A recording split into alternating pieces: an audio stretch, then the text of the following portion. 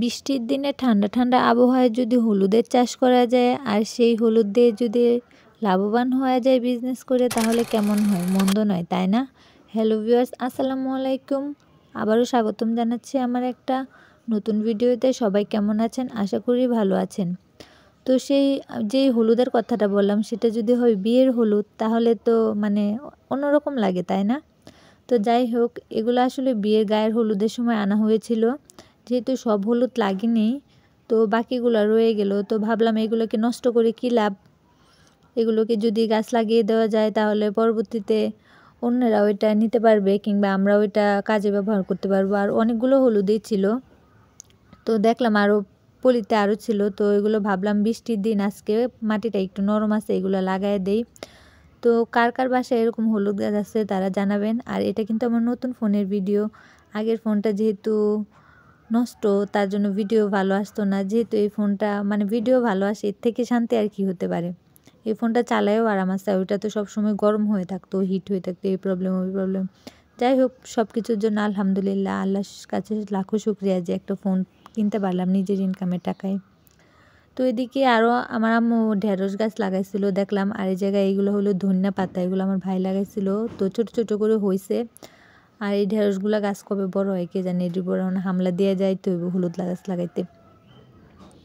তো ভাবলাম এই গাছগুলো একটু সরাই দেই, আমরা ওই সাইডে যাই। এখন দেখলাম ওই গর্ত করতে বড় বড় কেঁচো, মা গো মা, এগুলো দেখলো মা গো। এখন এই যে ভিডিওতে ভয় দিতেছে, এখন দেখি গাছ শিরশিরে উঠতেছে। তো এগুলো আসলে আমি ভয় পাই না, মানে গাছ শিরশির করে উঠে। আর অনেকে তো এগুলাকে রাসেল ভাইপার মানায় লাইতেছে, এখন যেটাই দেখে ওইটাই রাসেল ভাইপার, সাপ হোক কেচ্ছা হোক যেটাই হোক। আচ্ছা, আমি এত ভয় পাই না রাসেল ভাইপার। আর যাই হোক, রাসেল ভাইপার তো আছে না না আছে আল্লাহ জানে, ছোটোখাটো একটা সাপ দেখলো মানুষ এটার আহামরি বানায় ফেলে।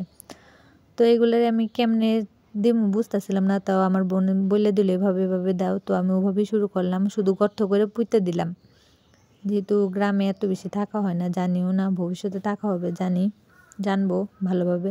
তো কিনার দিয়ে রেখে দিলাম, যেহেতু এদিকে অন্য সব গাছ লাগানো হবে। তো এদিক দিয়ে সবগুলো গাছ পুঁতে লাগাই নিতেছিলাম, যাতে এক সাইড দিয়ে এক সারিভাবে হলুদ গাছগুলো হয়, তারপর দিয়ে ওই সাইড দিয়ে যাওয়া যায় না, তো মাঝখান দিয়ে কম। আর যে জায়গায় কূপ দিতেছিলাম ওই জায়গায় কেচ্ছা হয়। এখন যদি পুকুরে ভালোভাবে মাছ থাকতো তাহলে মনে হয় এগুলো দিয়ে মাছ ধরা যেত। কার কার এলাকায় এরকম করেন যে মাছ ধরেন কেচ্ছা দিয়া? আমি দেখছি আমাদের বাড়ির পাশে একটা আঙ্কেল আছে, উনি বাসা থেকে আসে এগুলো নিয়ে যায়, নিয়ে এগুলো দিয়ে মাছ ধরে, ভালোই মাছ হয়। মাছ মনে হয় এগুলো দিয়ে বেশি উঠে, তার জন্য একটু নিয়ে যায়। আর আমি মনে হয় ছোটোর সময় ধরছিলাম, এত খেয়াল নাই, এখন তো বড় হয়ে গেছি। আর এদিক দিয়ে দেখেন হলুদ গাছ লাগাইতে গিয়ে ঢেঁড়স গাছের সাথে যুদ্ধ শুরু করে এই ঢেঁড়স গাছটা অ্যাক্সিডেন্ট হয়ে হাতটা ভেঙে গেল, তাই না? যাই হোক, আমার আম্মু দেখলে ধরে দিব পিঠা, তো তাড়াতাড়ি করে লাগাইতেছিলাম যে এই জায়গা থেকে সরে যাই গাছগুলা লাগায়া। তো মাটিটা নরম আসলো দেখে গাছটা লাগাইতে একটু সুবিধা হয়েছে, নাহলে তো যে প্যাক যে শক্ত থাকে মাটি লাগানোই যাইতো না। তো সবগুলো লাগানো শেষ, আর শেষ না পাই কিছুটি মনে বাকি ছিল। আর গাছটা যেহেতু আহত হয়েছে, তো আমি গাছটা একটু সুস্থ করার জন্য একটু মাটি দেয়া আবার ঢাকা দিয়ে দিতেছিলাম, যাতে গাছটা পড়ে না যায়। আর ভয়েস দিতে দিতে এদিক দিয়ে আমার গলা শুকায় যায়। অনেকে দেখি কত স্পিডে কত সুন্দর করে ভয়েস দেয়, আর আমি তো এত স্পিডে এত সুন্দর করে ভয়েস দেওয়া পারি না। তো এগুলো করতে করতে দেখেন ভাবতে ভাবতে আমার সব কাজ শেষ, মানে এটাই শেষ হলুদ ছিল। আর কিছু হলুদ আছে ওইটা আমরা শরীরে মাইখা লাইবো, এই জন্য রেখে দিছিলাম।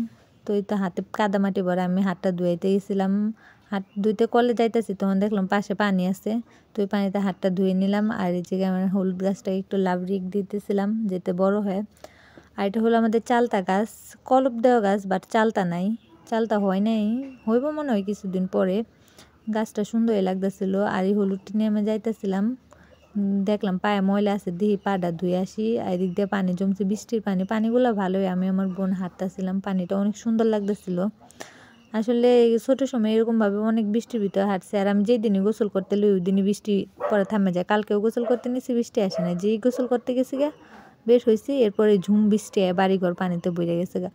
আর আমাদের এলাকাটা যেহেতু নিচু, অনেক বাসায় পানি উঠে। আর আমাদের যেতটুকু হাঁটতেছে এতটুকু বড় জায়গাটুকু শুধু পানি নাই, আর বাকি সব